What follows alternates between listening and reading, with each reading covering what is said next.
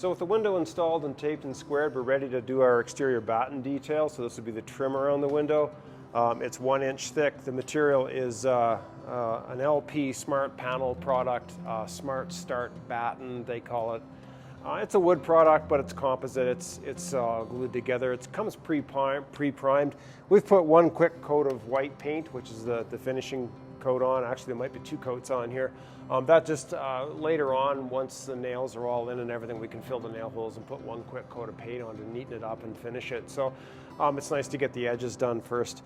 In any case, it's all pre-cut, ready to go.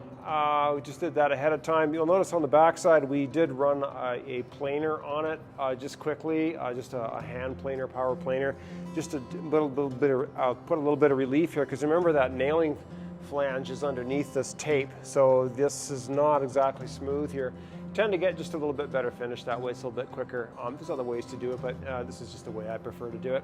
So all we've done, the side pieces, we call them legs.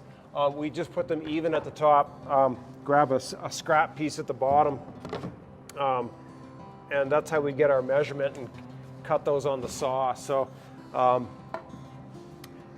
it goes even with the top. We hang it down over the bottom a little bit. The top piece actually encompasses both legs on each side, okay? And then our final piece just goes underneath the window. But we can't just put it on straight like that. Need to look after our drip cap flashing, so a residential drip, this is called.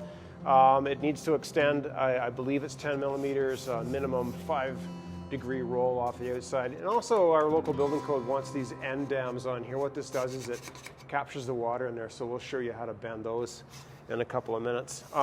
But before we do that, the rule of thumb that we need to use, we need to follow the code, and that's every time we change materials or as it's stated, dissimilar materials, we need to provide this flashing. So we're going from the window, we'll call that one material, but it is PVC vinyl. We're going to go to this wood product, okay? And then from that point on, we've got a fiber cement board product. So we need to flash here and here between each transition, and then same at the top too, okay? So that's what we're about ready to do. But let's take a quick look at how we're going to bend our flashing first. We just have a piece of residential drip on here. Again, so this is the high back. This will go in behind our paper or flashing, whatever we're trying to do. So what we have to do for that end dam is usually what we do is we'll measure in 1 inch on the face piece, like so. So this is our front edge, this is our drip. Got our little line on there. We're just going to cut that rolled part off. We'll take 1 inch off there, so we've got a bit of an angle in there. The next thing we're going to do is we're going to cut like a 45-degree angle on the outside edge, like so. So we've got it cut off like that. Next thing we're going to do is we're just going to take a metal hand brake, and we'll line it up at that area right there, so that it's square to the piece. Squeeze hard, and what we do is we just give it a quick bend, like so. I'm going to bend a little bit faster so it's come up a little bit, and then the art of the equation is just to squish that guy in there, like so. So basically what we end up with that end dam detail. So this extends past underneath, and then our batten material will go in like so.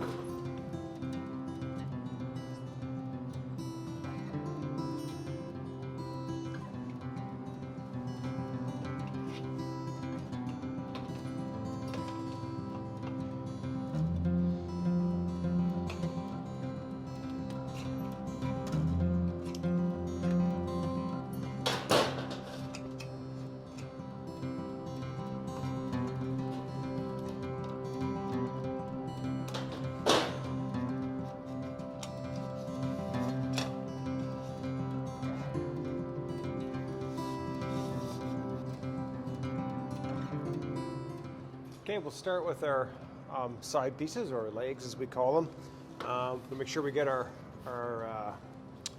revealed part over the flange so that this goes over top of this part. Flange is underneath there again.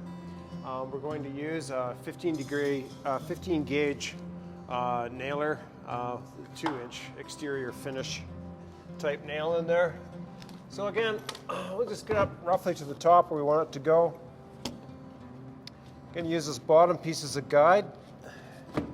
Just make sure that we get the right depth. Flush on the bottom. Just to get it started, I'm going to put one nail there. We'll nail all the way up. Where I'm putting that nail, I'm missing the flange is what I try and do. I don't want to risk hitting another nail or damaging the flange of the nail, and go right on through the envelope. Now, I don't want to put any nails down here just yet. I have to get a piece of flashing up under here later, so we'll do that. So I'll just nail it off quickly.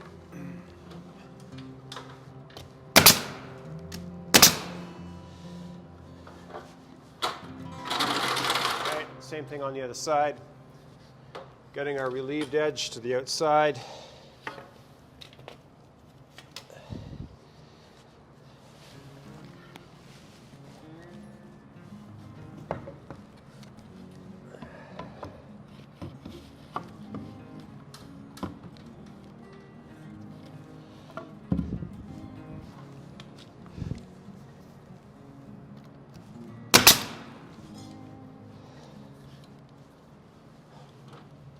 Usually a good idea to push it in tight to the window if you can, to squeeze it in tight to the jamb. For the most part, it's normally going to be there. All right. So let's start with our head flash up top. We'll get that piece on first, and let me see here, where are we? That looks like it's this guy here. This guy goes up top, like so.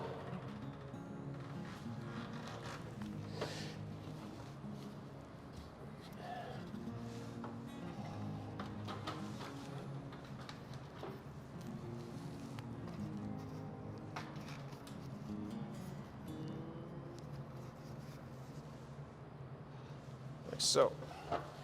Verifying that that's the correct piece.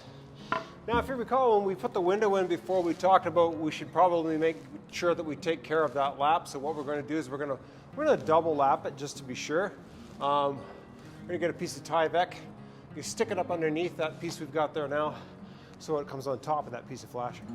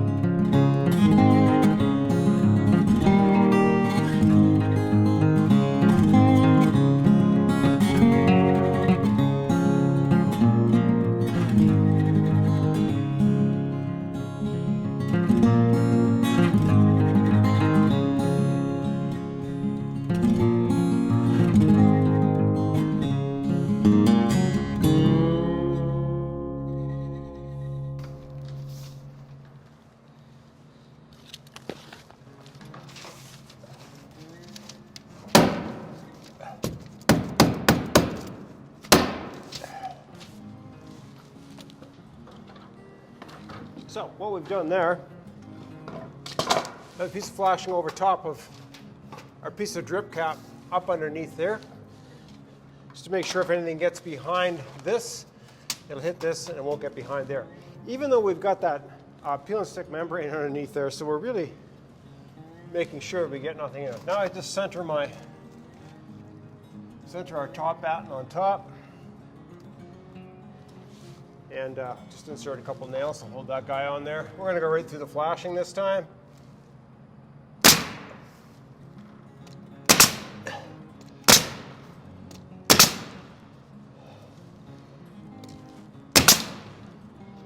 There we go. We're not done yet. We've got one more piece we need to add on.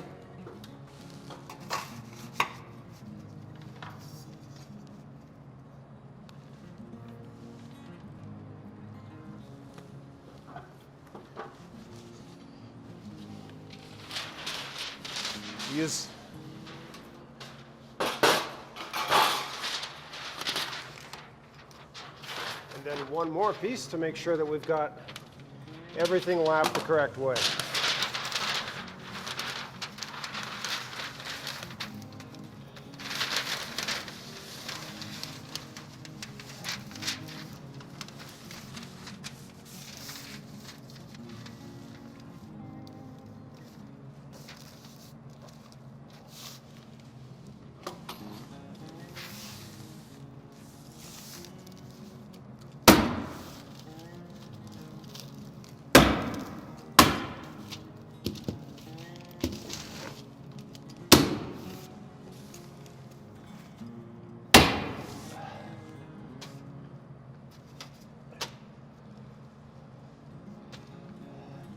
There we go. So we've got everything lapped everywhere, just like feathers on a duck's back to shed water. Okay, this is on top of that piece. This is on top of this piece. We get one more staple in there. There we go. That'll just hold it until we get the siding, and everything else is going to hold that on there. So that's on top of that. This piece is just sitting there, but this is dripped, capped off the flash. This piece of paper is in fact on top of the back piece of that piece of flashing. And then we can go back to our other piece of flashing we've got underneath. So everything will run out on top. So nothing is getting trapped. Everything's flowing over top of each piece of material. Okay. There are all alternative ways. Again, we didn't deal with that right at the beginning, but we can cut the Tyvek up and then get those layers in underneath earlier than we did. The only reason that we didn't do it in this case, again, is because we had this separate seam here. It just happens to be coincidental. It's also another detail that runs through the whole area of the house here that separates the siding from our gable treatment, whether we cover that with shingles or whatever we put up there. So we've got another layer of flashing, a piece of about 5-inch wide batten, and then another piece of flashing on top of that. So lots of detail right here. So we just want to make sure that we just shingle it and shingle it and shingle it just to make sure that we're good. Okay, let's move down and complete the rest.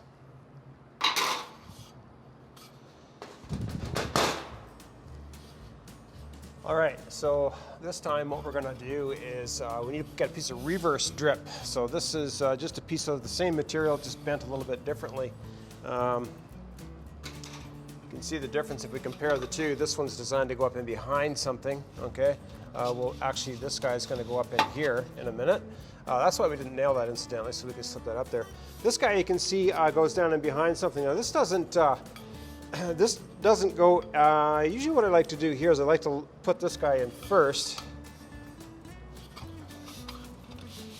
This piece of flashing, just pull that out.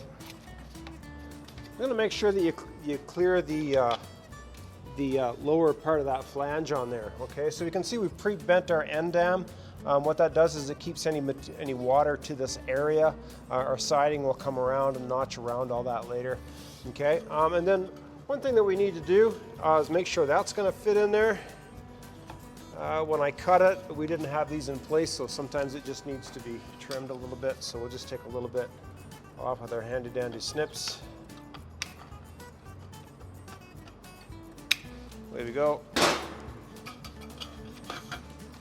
So we've got that in it. So what that does is it kicks any surface water out on top of that. If anything gets in behind it, what I like to do is I like to put a nice little bead of silicone along this guy or some exterior caulking just to prevent any more further water from getting in there. Because remember back underneath here, if any water gets in behind the peel and stick membrane flashings or that tape, remember it needs a good place to go. It can still run through there. This just sits over top of it. Okay, so this guy just sits on top. If anything ever should get back in behind there, it still can run down that plane. This doesn't block it off or anything like that. And then we've got that on first. This will just shingle lap that way.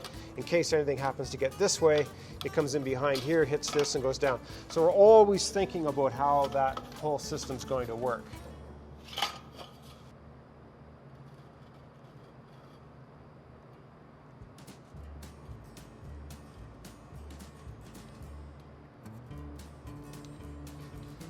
Just using a good quality exterior sealant. It's safe to use white or clear. This is happening to what we have here. We do have some, but I want to make sure we use something that's durable. We'll put that guy up in there, our reverse drip. What that does, it'll bond it to the bottom of that window too, and should any moisture get in there. Remember our flange detail. So even though we've got some layers of flashing under there, it will still help us a little bit. All right. Sometimes we need to push up just a little bit. You can just grab a block of wood, trusty dusty hammer. Make sure we get that up all the way. Give it a push so everything looks nice and smooth. That's what we want.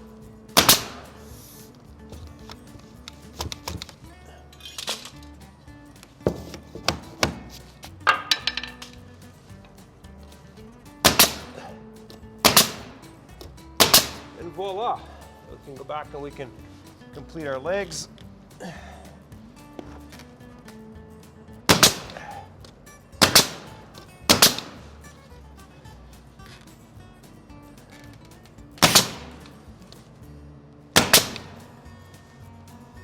And there we have it. So we've got that dripped on there. So our legs extend down below our bottom piece. We've got a reverse drip.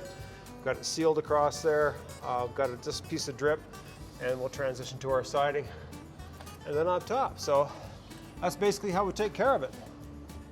We can fill all these nail holes with some good quality exterior filler, and then the painter can come along and put one final coat of paint on. I like to do that before I put the siding on, so we get nice trim pieces on the outside as well.